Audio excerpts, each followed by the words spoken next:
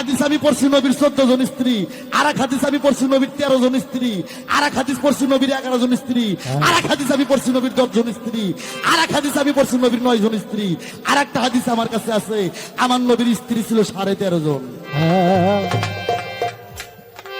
এই আধখানের স্ত্রী কোথায়? এটা বিশাল গুরুতত্ত্ব কথা, এটা গভীর রাত্রে বলতে হবে, এখন না।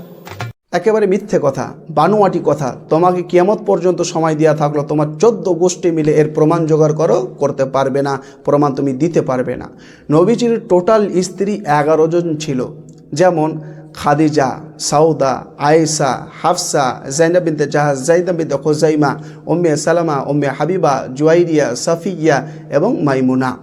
রাসূলুল্লাহ সাল্লাল্লাহু আলাইহি ওয়াসাল্লামের ছেলে মেয়ে 7 জন ছিল, যেমন 4 কন্যা রোকাইয়া, জাইনাব, ফাতেমা, উম্মে কুলসুম। 3 সন্তান কাসেম, আব্দুল্লাহ, ইব্রাহিম। যারা নবী রসুলকে নিয়ে কটূক্তি করবে, উপহাস করবে, তারা কাফের। দলিল সূরা তাওবা 9 নম্বর সূরা আয়াত নম্বর 65-66।